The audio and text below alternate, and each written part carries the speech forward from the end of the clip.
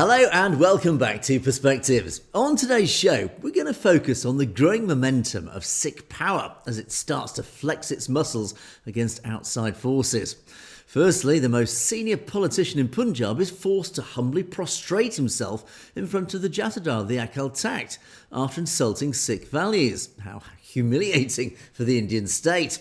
And secondly, the SGPC sends out its definitive mandate regarding the sacred marriage ceremony, the Anand Karaj, that must only be carried out in Gurdwaras, despite outside influences trying to say otherwise.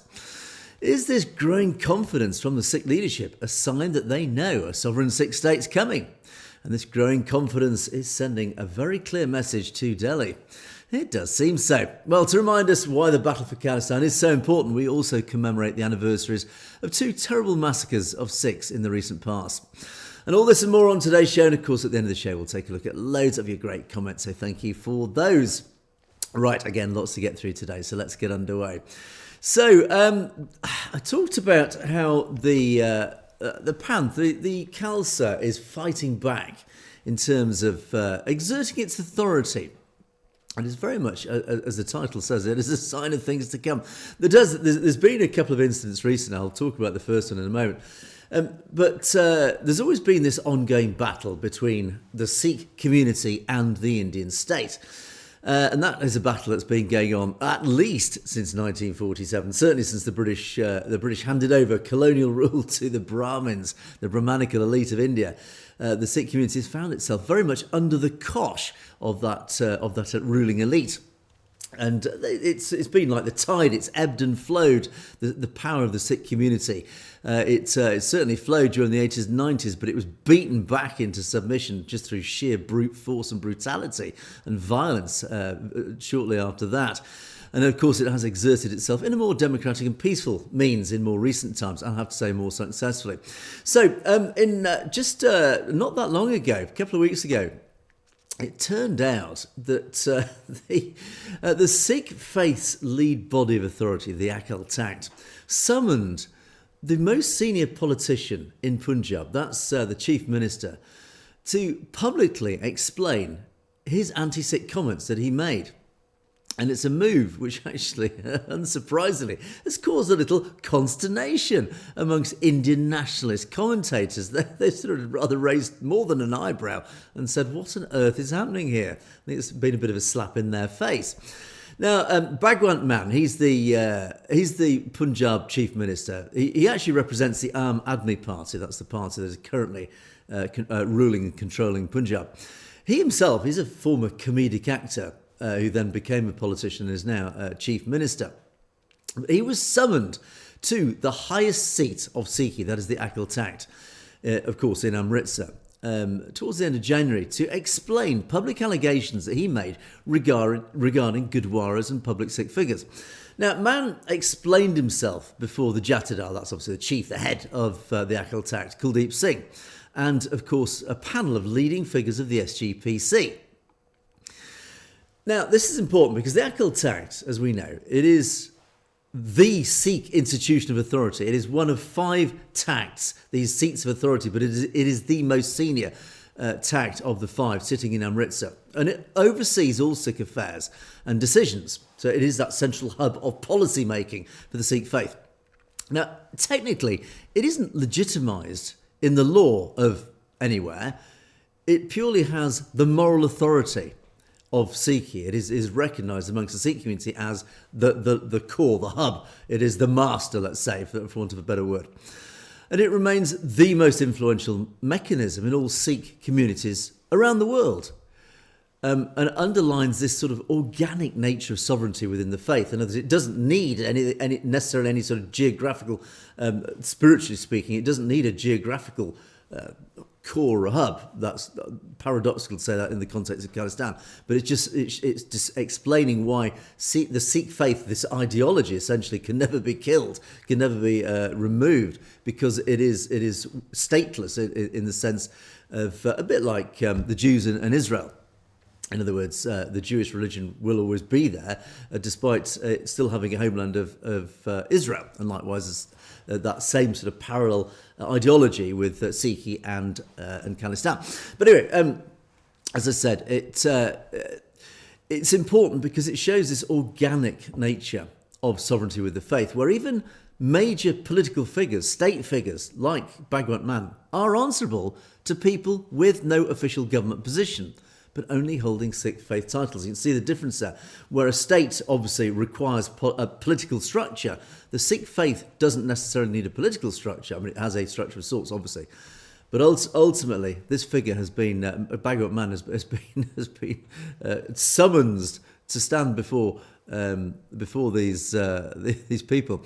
Now, the Akal tax influence, now underlined by seeing someone in one of India's most senior political roles forced to accept a public dressing down, a telling off from the Akal tax, is totally and unsurprisingly really infuriated. It's really upset many Indian nationalists, including many leading pundits. Now, some questioned if this was a faith-based effort to influence wider politics across India, Hindustan, as the Hindu newspapers refer it to as. The Hindu newspaper itself even suggested this week that the Akal tax position of power could be, in their words, constitutional subordination. And that's a really provocative phrase. See, it sits, of course, within India's much noted heated nationalist atmosphere. The Hindu Rashtra, the Hindu nationalists, the Hindu extremists, Hindutva RSS, they, of course, are pushing for this Hindu Rashtra, this superior race of Hindus, where Hindu is the only religion in their state. That is obviously what they're pushing for. So this exertion of Sikh power is what they're referring to as a constitutional subordination. And those are important words because, firstly, constitutional implies and reminds us of the Indian Constitution. The Indian Constitution, remember, sees officially Sikhs as Hindus. It does not differentiate Sikhs as an independent religion. It sees Sikhs as a subordinate part of Hindus. In other words, Sikhs are all Hindus, which is nonsense. Of course, that's one of the reasons why the key Sikhs did not sign the constitution. So, and then the second word, subordination. Subordination implies you are subordinate. You are dominated by another power. In other words, you are lesser in the constitution's eyes, and that is exactly what's going on here.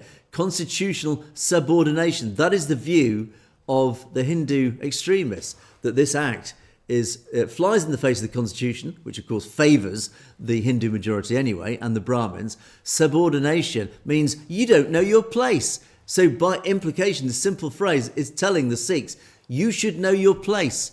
You are subordinate. You are slave. We are masters of you. And don't forget that. That is all held in that one single phrase where they're accusing it of constitutional subordination. I think that very statement speaks volumes about what really is going on here. Now, specifically, Bhagwant Mann, he was questioned regarding a long series of suggestive statements that he'd made, implying corruption amongst the SGPC and within historic Gurdwaras. Now, Bhagwant Mann also oversaw his party make several mistakes regarding protocol around religious events, where the Punjab government would host themselves in effort to cater for the people of the motherland of Sikhi. Now, possibly sealing his summons, Mann also questioned reverence of shaheeds, the martyrs, who've long been demonised to India's public, but of course remain completely revered in the Sikh community. So after being summoned in early January, Mann said he would attend barefoot and humble as a Sikh and not as Chief Minister of Punjab. So again, we talk about how he has prostrated himself in front of the Jatadar. And in his words, he will come barefoot and humble as a Sikh, not as a Chief Minister.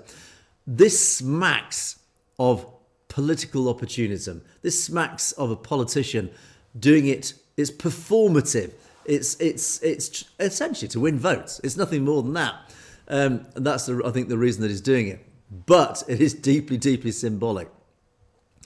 And when he eventually did actually arrive, because he said he would at the beginning of January, when he did arrive later in January, the presiding committee noted he carried pages of a document said to detail misspending by the SGPC. So he arrived with evidence to support the claims that he made earlier, that he's actually being dragged there to apologise for.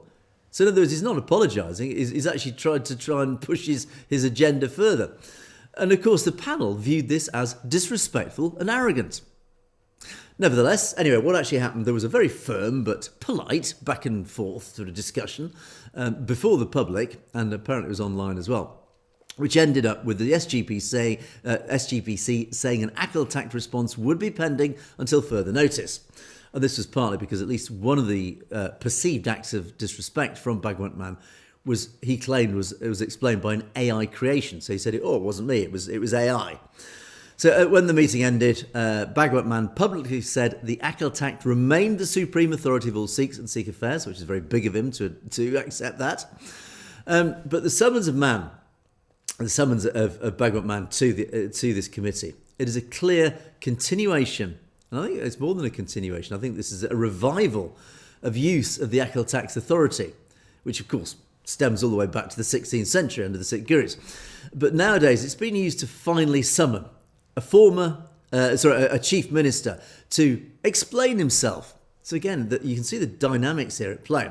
And it's not without precedent, because it obviously happened, I think, a couple of years ago, when it summoned the former Chief Minister, Sukhbir Singh Badal, for his crimes against the Sikh faith. And I did report that actually back in 2024, when he was declared Tenkaya, and he was humbled in front of the ACL-TACT. So it has happened before. And then another sitting Chief Minister of Punjab was also summoned. That was a guy called Surjit Singh Banala, who was summoned to the ACL-TACT in 1986. So again, it's not a common event, this, but you can see in recent years we had Badal about 18 months ago, Sukhbir Badal summoned, and now, sorry, there's a fly, and now Bhagwant Mann. And so you can see again this trend line is showing that the Sikhs are actually finding their voice and exerting, as I said in the introduction, they're flexing their muscles a little bit more now. There's a little bit more confidence sneaking into the ACL-TACT. Now, some Sikh critics have said that these acts are, as I said, I used that word earlier, performative. I used the word performative in front of Bhagwant Mann. Now, of course, the critics of the Sikh community, particularly obviously amongst the Hindus, are saying, this whole incident, it was performative, it was theatre, it was just symbolic. Yes, it absolutely was. But what they did say, and I think some criticisms have come from within the Sikh community, they say, look, it doesn't offer solutions to really solve these problems, but the ACL-TACT does remain the most powerful body within Sikh communities worldwide. So this is significant. Now, Indian nationalists are obviously deeply upset by any authority that the ACL-TACT demonstrates. It sends out a very powerful message, which rather flies in the face of Indian nationalists. They hate this. And of course, Sikh communities do welcome any sort of accountability for political figures, particularly any state figures like Badal, Bhagwant Mann, etc. And the really furious reaction from Indian nationalists towards the SGPC, towards the ACL-TACT, really is starting to highlight conflict that is growing around Sikh power. And of course, this is an issue which is a huge concern to the Indian state. And it does actually set out this sort of battlefield. It is. I would say it's another battle itself in this greater war between the Sikh community and the Indian state. Or, as I say, the Indian state, primarily the RSS Hindutva ideology. Now, the traditional boundaries between religious authority and state governance in Punjab are actually being redrawn by what's going on. And it dates all the way back to at least 1947. And this summoning of Bhagwant Mann to the ACL-TACT, essentially to explain his comments, it represents more than just a simple religious protocol.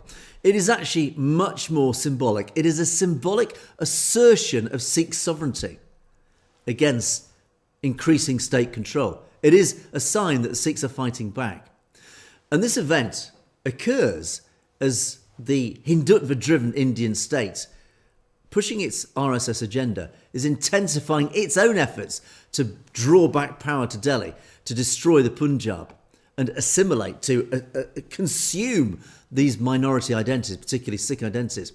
So the summons that was triggered by Mann's allegations And it was specifically the principle of dasvand, religious tithe as it's called, and the reverence of Sikh martyrs' sheet. But most significantly, Mann was questioned over his alleged conduct regarding images of Janel Singh Bhindranwale, a figure, of course, who is deeply symbolic for the resistance of Sikhs against this very state control. Now, he did claim it was AI generated, but the decision to appear in his, well, as it turned out, barefoot and humble, those are his very own words, as a devotee rather than a politician, a state official sort of, a state official. It's, as I say, it's very important signal that a major shift in these dynamics between the Sikh community and the Indian state. It demonstrates that even high-ranking political figures must ultimately defer to the moral and temporal authority of the Akal Takht, an institution that derives its legitimacy not from the Indian constitution, but from 16th century Sikh tradition. In other words, constitutional subordination? Nah, we're exerting our rights that predate the constitution. Forget your constitution, that's only been around since 1950. Our legitimacy comes from at least the 16th century. So this pushback is a direct response to what's going on, this saffronization of India, of course driven by the RSS Hindutva ideology, to drive India into this Hindu Rashtra. And under this ideology, Sikhism is often presented as a mere branch of the Hindu legacy, a narrative, of course, that Sikh institutions like the Akal Takht, like the SGPC, are increasingly fighting back and publicly rejecting it now. Again, I talk about this rising confidence in the Sikh community. Now, tensions, of course, are increasing. For example, the BJP's opposition to the Akal Takht's restrictions on media discussions regarding the recent missing sarups, that's the scriptures, highlight this friction. And the state views such internal community governance like this as constitutional subordination. But Sikhs view it as state interference, as an existential threat to their Sikhs' own unique identity. This growing momentum now that's building for Khalistan is basically this underlying current of this defiance, this institutional defiance. This proves that the feelings, the motivation, the belief in Khalistan is growing because this is exerting itself in growing confidence in events like this. Now, the Indian government has used violence, aggressive measures, including transnational repression, labelling Sikh activists, Khalistanis, as terrorists to try and bury this movement. But these actions are backfiring. They're not instilling fear. The state's heavy-handedness is actually galvanising, it is strengthening the Sikh community, not just in Punjab now, but across the world. The Akal Takht itself, its renewed role as a mechanism for accountability, summoning figures like Bhagwant Mann, Sukhbir Singh last year, it's seen by many of a manifestation of Miri Piri. That's this inseparable feeling of politics and spiritual power. And of course, around the world, we've got the Khalistan referendum going on. We've seen the huge momentum behind that, the popularity of that. It's not a fringe movement. It is no longer a fringe movement. These exercises, which have seen turnouts in the tens of thousands, sometimes the hundreds of thousands, have provided a non-violent democratic channel for a community that is feeling increasingly marginalised by the Hindutva agenda. And the Indian state's reaction, summoning foreign diplomats and allegedly orchestrating the assassinations of people like Hardeep Singh Nijjar, only serves to reinforce the belief that Sikh interests can never be fully protected within the current Indian state.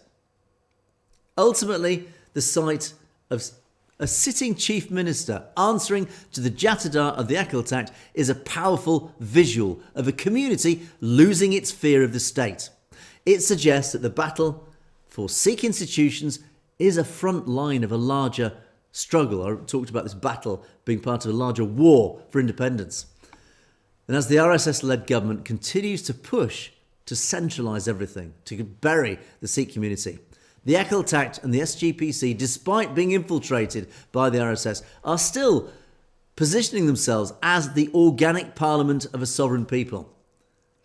And this aggressive stance now, this increasing confidence by Sikh institutions, isn't just a defence of Sikhi, it's a clear, if subtle, declaration that the spirit of Khalistan is very much alive. And it's actually transitioning from the streets back into the very heart of Sikh temporal authority. There you go. So let's move on and link to this in a slightly indirect way. I talked some time ago about the Anand Karaj mandate. There was some question about whether Sikhs should be allowed to get married. This wedding ceremony, the Anand Karaj, should be allowed to get married outside Gurdwaras. And of course, in the modern world, and we've seen it right across the Western world, and certainly here in the UK, for example, where licenses are granted to venues that are not religious sites. Even Christianity has gone through the same sort of evolution, where you can get married in a Christian form outside a church. You can get married on a beach now. Anywhere in the world, you can get married on a beach. You can get married in a park. I've seen people get married in the air as they parachute down, literally. But is it respectful to the original religion? And likewise, the Sikh faith is going through the same questioning, the same evolution. And of course, there's been a lot of different schools of thought on this. Those who are pro it, those who are anti it. But the SGPC, I talk about this rising confidence and this rising exertion of Sikh power and policy coming from the core, the hub, the spiritual home of Sikhi. The SGPC has finally announced it has made a mandate about this wedding ceremony. So it basically has reaffirmed its mandate from the Akal Takht, which of course is the highest temporal authority, clearly stating that the Anand Karaj may only be conducted inside a Gurdwara and not at any other commercial or destination venues, despite obviously a lot of people asking for that. Now, this clarification, it was issued by the SGPC only a few days ago, but it's reignited this rather long-standing debate around luxury weddings and also interfaith ceremonies. It's very much highlighting the cultural versus spiritual practice. Because, of course, culturally, people now, we have this sort of entitlement culture now, particularly here in the West, where we get what we want, which is, of course, coming up. It's creating this friction between good old traditional religious values. And, of course, there's this ever-going, ongoing battle between an evolving, modernising culture and good old-fashioned religion and religious practices. But the SGPC has put its foot down and said, look, no. We are issuing a directive that's not new, actually. It's renewed enforcement that you must only get married. Sikhs can only get married in Gurdwaras. This Anand Karaj ceremony can only happen inside a Gurdwara. Now, it has triggered all sorts of questions. And I'm going to go through, actually, because, of course, there may be those of you out there who might want to know exactly what does this mean? What are the implications of this? Because, of course, there are many out there in our audience who actually might have got married on a beach or somewhere rather exotic, had their Anand Karaj ceremony in all sorts of sort of weird and wonderful places. So what I've got here, let me just flick through to here. How about this? This is with the magic of technology. Here you go. An FAQs of the Anand Karaj ceremony. I'll just zoom in there just to make it a little bit more, hopefully a little bit more visible for you. There you go. So I'm going to flick through these. What exactly has been mandated by the Akal Takht?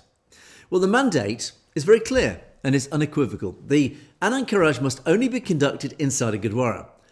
The ceremony is banned at any other commercial venues like farmhouses, resorts, beaches, wedding palaces, manor houses, private estates or any destination settings worldwide. It's not advisory, it's a formal directive, obviously reaffirming Sikh Rehat Maryada, that's a code of conduct, which has already prohibited destination weddings and interfaith Anand Karaj ceremonies. Now, the recent update exists because violations have increased. Basically, the system's been abused, particularly through the marketing of luxury Anand Karaj experiences. So why has this issue resurfaced so strongly now? Well, over the last couple of years, Sikh groups, particularly in the UK and Canada, had protested against vendors and rogue organisations monetising the Anand Karaj. This is basically, it's good old money, the evils of money. It is people trying to make a fast buck. They've realised, oh, there's an opportunity here. We can start selling these Anand Karaj ceremonies in all sorts of weird and wonderful places and make money out of it. Now, many families, by doing this, were actually unaware they were breaking religious protocol. So this renewed mandate is an attempt to protect the sanctity of the ceremony, to stop this exploitation, and actually remind people that the Anand Karaj isn't a cultural backdrop or an aesthetic ritual. It's actually supposed to be a deeply spiritual commitment centred around, of course, the Guru Granth Sahib Ji, the Holy Scriptures. So in other words, the message is very clear. Stop exploiting it for commercialisation. Stop commercialising a wedding ceremony. We must remind ourselves it is a deeply spiritual commitment centred around the Holy Scriptures. Does the Akal Takht have legal authority over British Gurdwaras? This obviously relates specifically to Britain.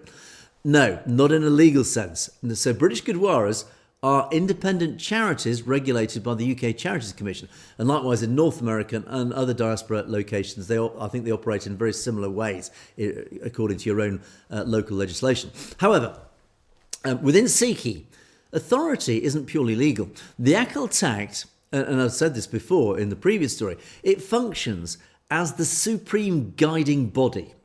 That it exists to safeguard the integrity of Sikh practice, not just obviously in Punjab, but globally. Now, it can't legally compel compliance in our diaspora countries. But as I say, it can't legally compel it.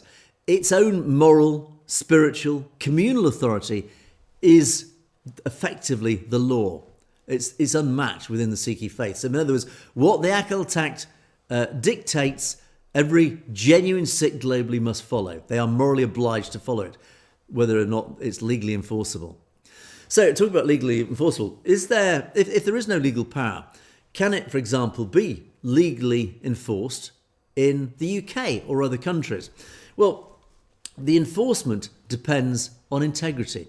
Gurdwara management committees and the couples themselves and the families and the wider community, the sort of Sangha around it, they play a key role in this. The Asian wedding industry, particularly in the UK, is worth billions. In North America, it's worth tens of billions. And of course, where money's involved, there will always be attempts to bypass the rules and exploit the system, to commercialise it. But the community protector groups have already intervened on this. They've done it through education, through dialogue, simple dialogue, and when necessary, more active protests. And those efforts are expected to continue. So the question comes, if a Gurdwara ignores the mandate, can action be taken from Amritsar? Can the Akal Takht do anything about it? Well, in a faith context, yes. Legally, obviously, no. But from a purely faith context, yes. Individuals or committees can be summoned and asked to explain their conduct. Now, whether, of course, they comply with that is another matter. That's obviously up to them. But accountability mechanisms do exist. Now, ultimately, no one is forcibly compelled. We can't, the Akal Takht can't order somebody to do it. They can be ignored. But ultimately, Sikhi places responsibility on personal and institutional integrity. In other words, if you see yourself as a genuine Sikh, you are answerable to the Akal Takht. It is your moral and spiritual responsibility to answer to the Akal Takht. And if you don't, effectively you will pay the price. I think Waheguru Ji will obviously pass judgment on you, and God help you, if you ignore it. So ultimately, it is down to your own faith and your own self-responsibility.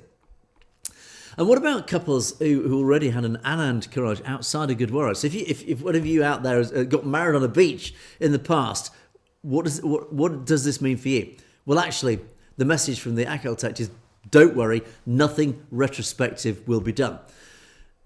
What's happened has happened. They can't do anything about it, and they don't. There will be no backlash against you. Ultimately, your Anand Karaj ceremony will still be respected.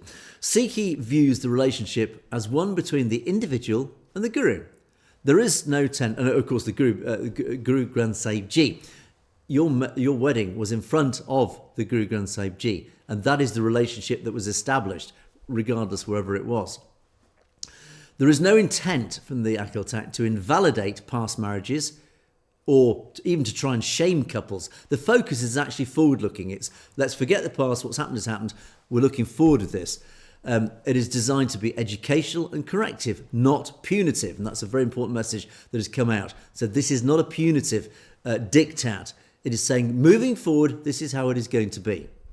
And couples are always welcome to have an Anand Karaj in a Gurdwara later if they feel called to do so. So if you were married on a beach or wherever, it doesn't matter. But if you feel that you would like to respect this diktat and you would like now subsequently to have another ceremony, I believe you can have another Anand Karaj in a Gurdwara, then it is up to you if you feel that you need to do that and you want to do that. And that will, of course, be respected. And logistically speaking, what about logistics? And particularly this is very relevant to the UK Gurdwaras. Of course, if everybody has to have their Anand Karaj ceremony in a Gurdwara, suddenly there's going to be huge demand. Is there going to be space? And I know certainly from a Christian perspective, when I got married, you had to book it a long time in advance in a church because, of course, if you're going to get married in a church, in the Christian faith, you've got to book it. And of course, not everybody, but a lot of people still want to get married in churches. So of course, there's a queue. So the question is, aren't these Gurdwaras going to be overbooked? Well, here in the UK, for example, we've got over 300 Gurdwaras. Many can conduct multiple ceremonies in parallel. Now, smaller or less prominent Gurdwaras are often actually underutilised. So this mandate may actually encourage more intimate, community-oriented weddings and reduce excess and extravagance that has crept into modern ceremonies. This is a really important point because this is not exclusive to Sikhi. This is the same, actually, and I can tell you from a personal perspective, in the Christian faith, exactly the same issue has happened in the Christian faith. I have no doubt amongst other faiths as well. The wedding ceremony is deeply fertile for commercialisation. There's a whole host of commercial sharks out there who see the wedding ceremony as a really special time when couples and families they feel obliged, morally obliged, and even just obliged by the feelings associated with that ceremony to make it special, to spend a lot of money on it, to really make it special. And of course, that is rich in exploitative potential. So of course, all the commercial sharks out there, I used to call it the wedding tax. If you put the word marriage or wedding in front of something, flowers, wedding flowers, the price is double. Ceremony or venue, wedding venue, the price is double. If it's a business venue, there's one price. Make it a wedding venue, the price is double. There is this wedding tax because people realise there's a lot of money waiting to be spent on a wedding. Let's hike up the prices. So these commercial sharks see these as huge opportunities to make a quick and fast and high buck out of wedding ceremonies. So this whole idea, as issued by the Akal Takht, is a pushback against that. Say, no. Let's try and remove this exploitation, this excess, because weddings are just getting bigger and bigger. They're becoming more lavish, more luxurious. Now, fine if that's what you want, but ultimately it's moving it away from its religious meaning, its spiritual meaning. And that again is what the Akal Takht is trying to remind people. Look, you're forgetting what this is genuinely all about. Yes, it's a celebration, but ultimately it's a spiritual joining of two people, whether you're a Christian, whether you're a Sikh, or whatever religion you happen to come from. That's really, it is a ceremony in the eyes of God, and particularly with Sikhi, unavoidably and inextricably linked to the Guru Granth Sahib Ji. So that, again, this is an attempt to bring it all back. And by moving it back into the Gurdwara, and also inviting people and encouraging people to use smaller Gurdwaras, that tends to make the whole ceremony a little bit smaller, a little bit more meaningful, a little bit more community-oriented. And I think that element of this is perhaps arguably the most important of all this. Now, there are critics have said, look, it could push couples towards civil marriages instead. Yeah, I mean, that is possible. But the SGP has basically said, yes, okay, if that is what you want, that is not our concern. If someone doesn't practice or identify deeply with the Sikh faith, choosing a civil ceremony is still valid. And Sikh blessings, such as Ardas or other prayers, can still be sought without performing an Anand Karaj. But the Anand Karaj itself is for those who sincerely wish to commit their marriage to the Guru. So again, you can see this link between the Guru and the ceremony itself. It can only be performed in a Gurdwara. You can have a civil ceremony, but you will not have that deeply spiritual link with the Guru, which is really what the Anand Karaj is all about. So, as a quick summary, what does a proper Anand Karaj look like today? And it says, it's very simple. It's conducted inside a Gurdwara. It is there in the presence of the Guru Granth Sahib Ji, and it is with a full adherence to the protocol. But in totality, it's an understanding that the vows are made to the Guru together, not just to each other, and it fulfills the essence of the ceremony. So again, you can see how the couple are not just making vows in front of God, they're actually doing it in front of the Guru. So you can see this link, this inextricable link to the Guru. And what about interfaith couples or non-Sikhs marrying Sikhs? Are they expected to convert? No, there is no forced conversion in Sikhi. In the UK, an existing consensus encourages non-Sikh partners to add a single kaur or singh to their name as a sign of their sincere commitment. Sikhi has no formal conversion ceremony. It is a lived practice. It's not like, I think, like Judaism or even Christianity, where if you convert, there are all sorts of official ceremonies. Sikhi is all about how you live, how you practice your life. So there's no conversion ceremony. And I think this is really important. It's very subtle, this. And it does relate to Khalistan, for example, is that you come and live in Khalistan, you can live by Sikhi principles. And that doesn't necessarily make you a Sikh. But if you want to be essentially a Sikh, as long as you live by Sikhi principles, you are then viewed as a Sikh. And the Guru and Vaheguru will ultimately see you and view you essentially as a Sikh because you're living it in practice. And it's all about the expectation of honesty, integrity, and genuine intent. And then, as we draw to the final couple, is there a concern that this will alienate future generations? I talked about this cultural change, this evolution in our culture now, where we all want to get married wherever we want. Well, does this dictate? Is it going to alienate the young generations? They're going to feel, we don't want this old-fashioned stuff. Well, for the SGPC, the greater risk is actually more about alienating practicing Sikhs by diluting the ceremony's meaning. Now, if someone finds the idea of the Anand Karaj in a Gurdwara uncomfortable, it's demonstrating your own, it's showcasing personal reflection. The mandate is more about protecting faith, not aesthetics. In other words, if you want to get married to show for the show of it, for the performance of it, for the theatre of it, that's your prerogative. But that's not what the Anand Karaj is about. This mandate is protecting the core spirituality of the event, and that's really what it's about. So again, it's more. The message is basically: you do what you want, but if you want to be viewed as married within the Sikh faith, the Anand Karaj must be carried out within a Gurdwara. So that's really the message. Can UK-based couples still have destination weddings if the Anand Karaj is in a Gurdwara? And likewise, this reflected across other countries in the diaspora. Yes, absolutely.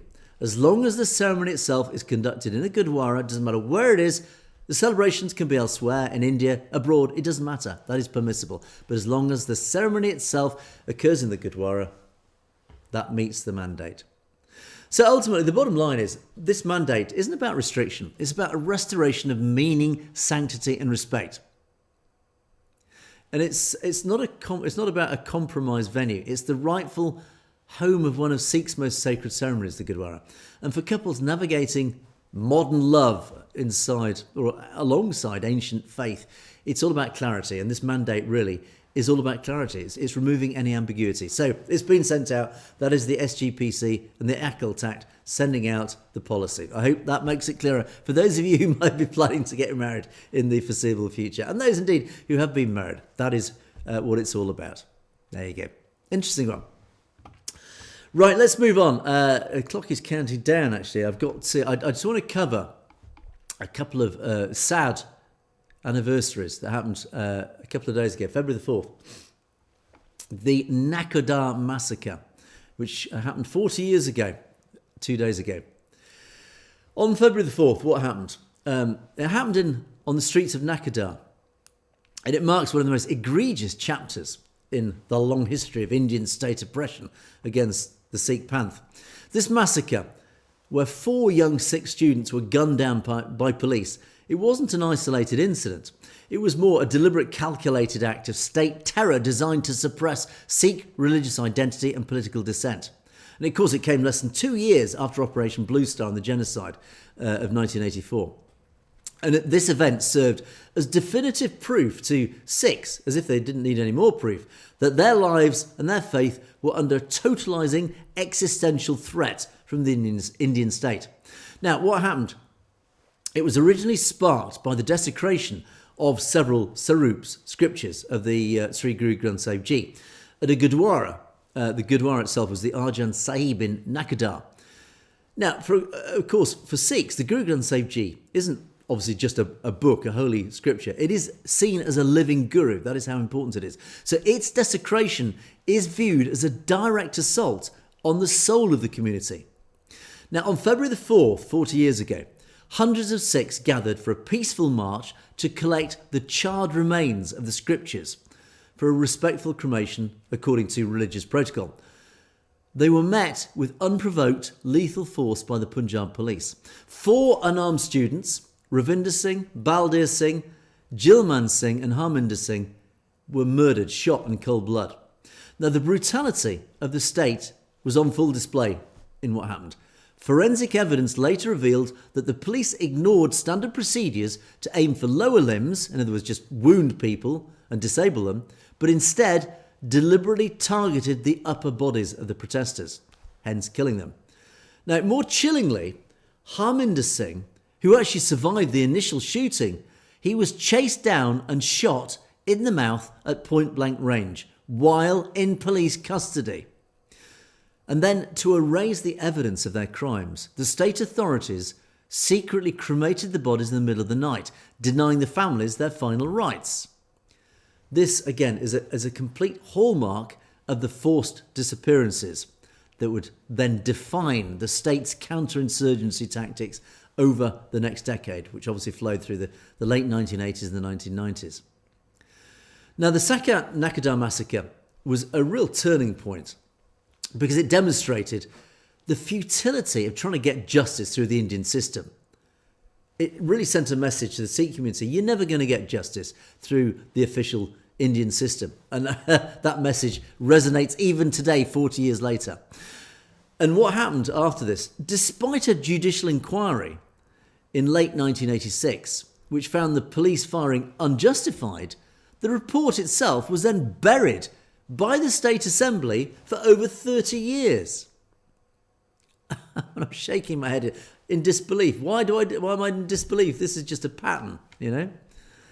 And it's a systemic denial of justice that's even going on today, where perpetrators, the guilty, are promoted while the victims' families, they themselves, are harassed, intimidated.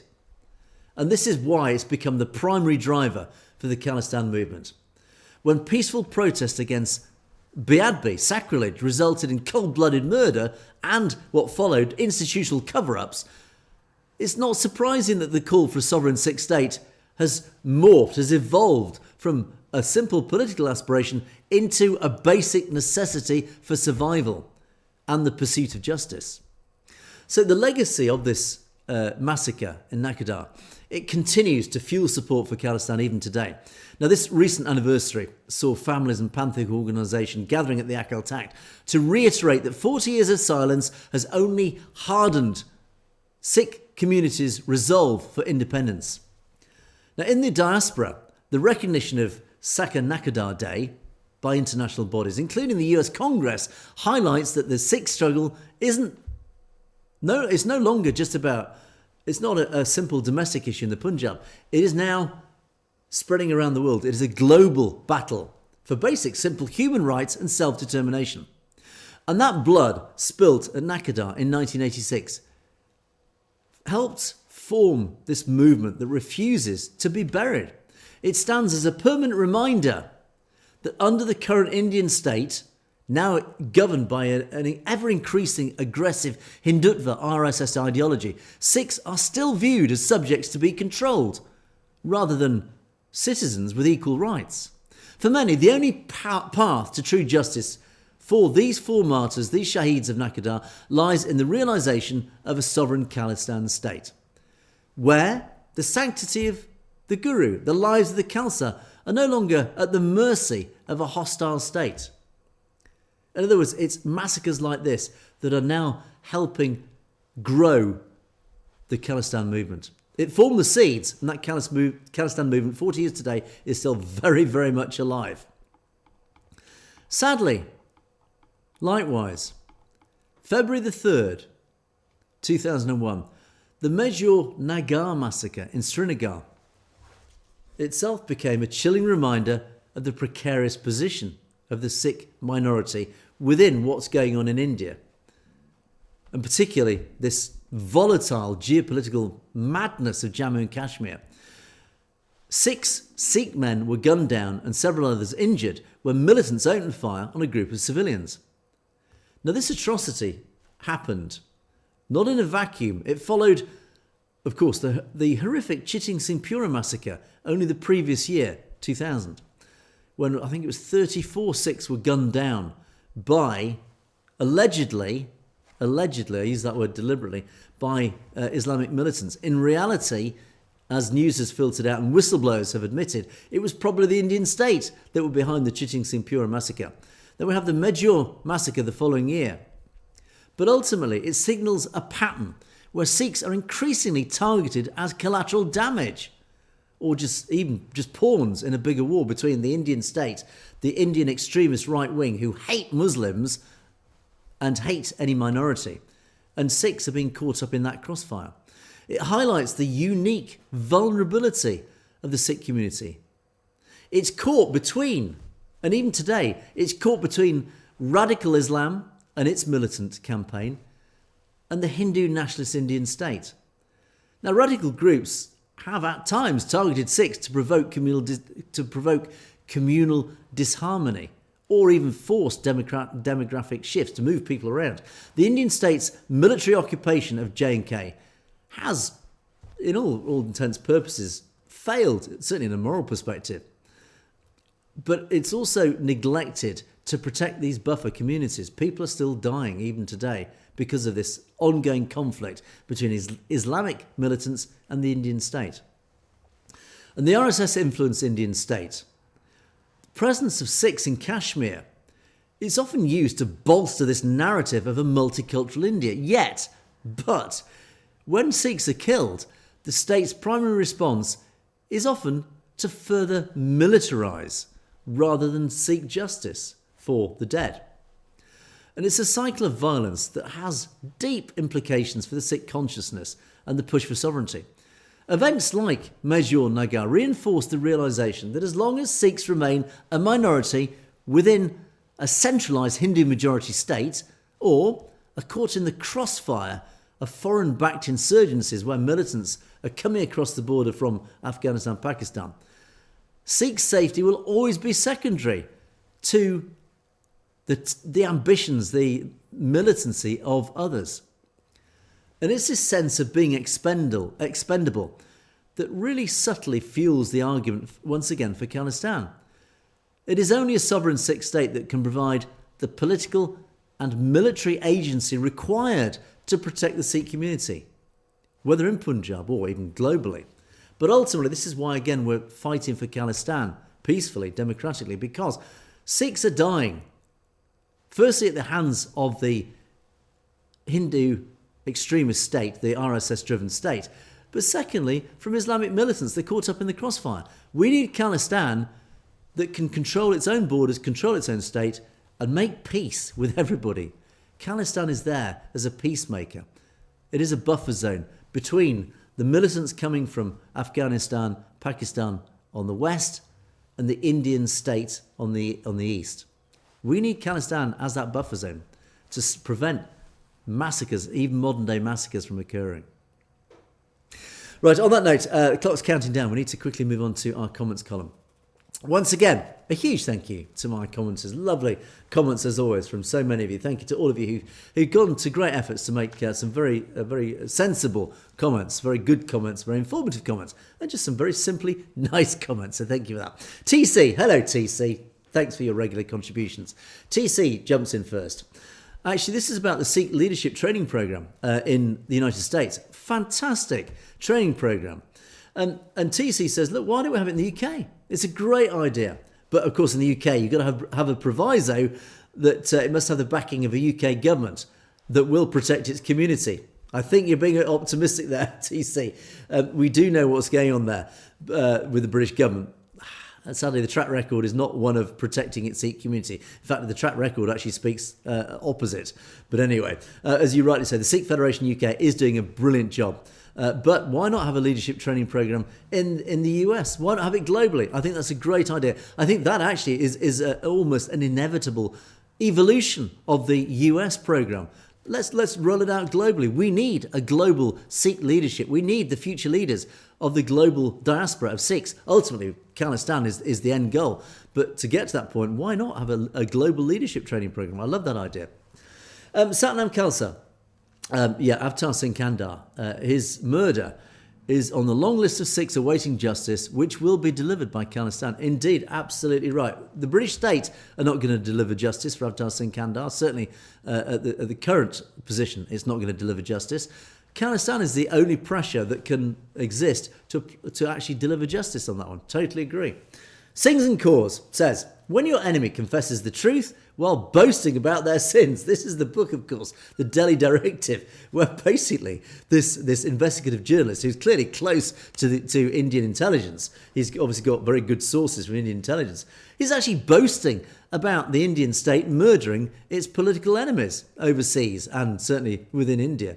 Yeah, absolutely. I mean, yeah, they're actually confessing to their own sins. Think and unite. This is encouraging. That's why the Indian government will perish, along with other governments who helped. Sit back and watch. Yes, indeed. We are sitting back and watching the slow but sure demise of the United Indian State, the nation state of India. The clock is counting down. It is going to break up. It is an inevitability.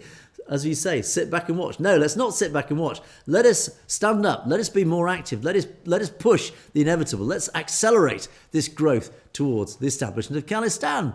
That's my message. Salman Singh says, oh yeah, Panoon. They tried to eliminate Gurpratap Singh Panoon.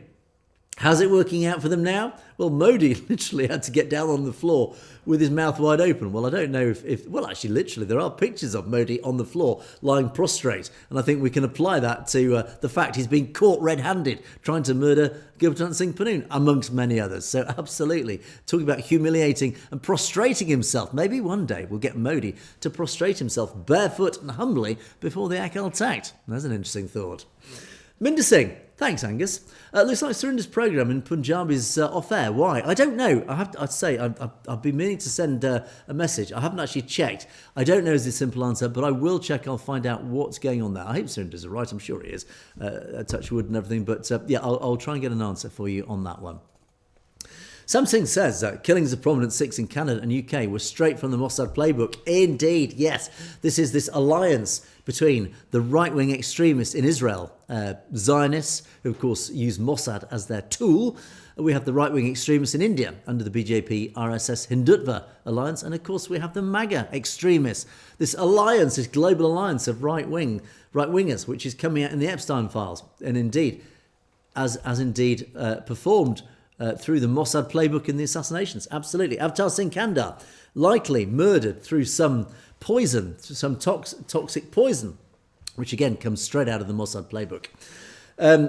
Sahil Kamboj, why don't you speak about Trump, Elon Musk, Bill Gates, and many others like them who eat human feces? Well, I don't know if they eat human feces, but I don't speak about them. I would like to speak. I could talk for days about those evil. Not Trump. I don't see Trump as evil. But Elon Musk, Bill Gates. Well, okay. I think what you're referring to is people who've been mentioned in the Epstein files. Yeah, I could talk about them, but they're not relevant really to what we talk about here on the show.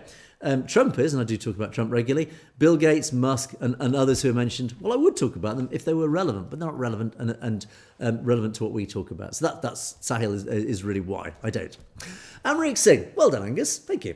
Very difficult subject about the Deeras to explain. The truth will always prevail. Khalistan's independent. Indeed, yes. What was going on in Punjab about the Deeras, this power struggle going on in the Punjab. Yes, it is deeply complex. It involves Punjabi politics, which is very historic, very complex.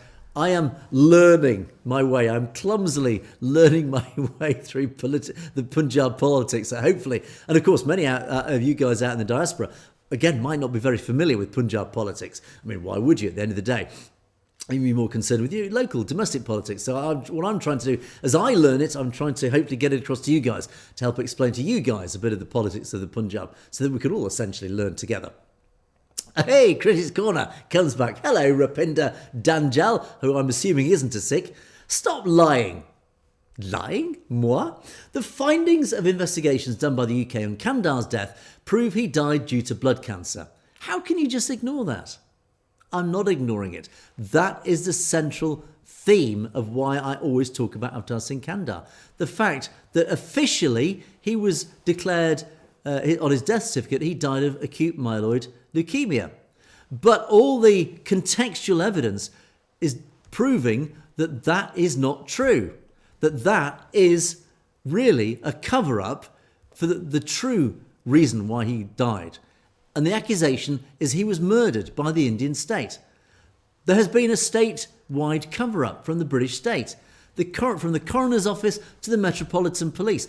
All the evidence, particularly in the context of Hardeep Singh Nijjar being murdered 2 days later, points to the fact that there is something deeply suspicious about his death. You, sir, I assume it's a sir, are clearly not a Sikh. You're clearly, I wonder, Hindutva, aligned with Hindutva.